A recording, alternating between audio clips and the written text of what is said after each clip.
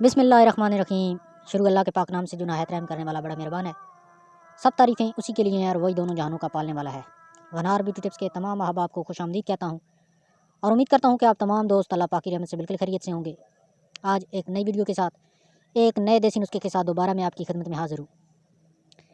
शादी के बाद अक्सर जो मसाइल पैदा होते हैं, औलादी के मसाइल होते हैं।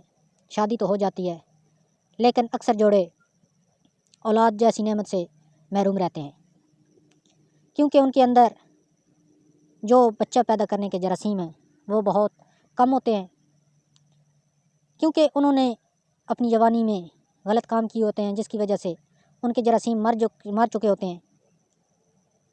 ऐसे अफराद के लिए आज मैं एक नुस्खा लेकर आया हूँ जिनको भांजपन का मसला है, बेऔलादी का मसला है, उनके अंदर जरासीम पैदा नहीं होते, बहुत कम जरासीम है उनके अंदर।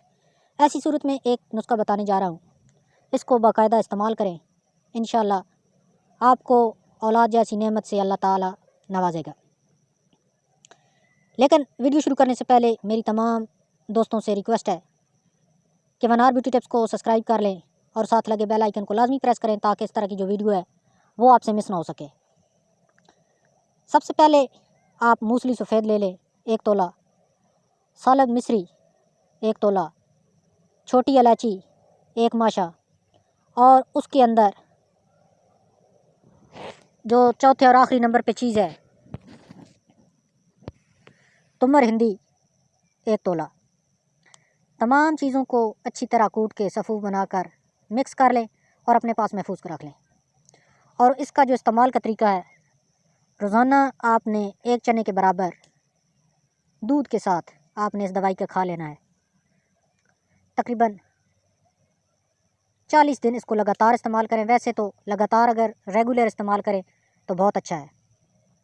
शाम को आप दूध के साथ 1 चने के बराबर इसको खा लिया करें। ये आपके जरासीम को मेंटेन रखेगा और इससे जो जरासीम है बहुत जल्दी बनेंगे आपके। और इससे एक फ़ायदा ये भी होगा कि आपकी जो टाइमिंग है उसमें भी इजाफा होगा।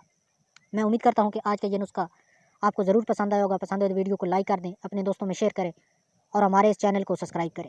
शुक्रिया।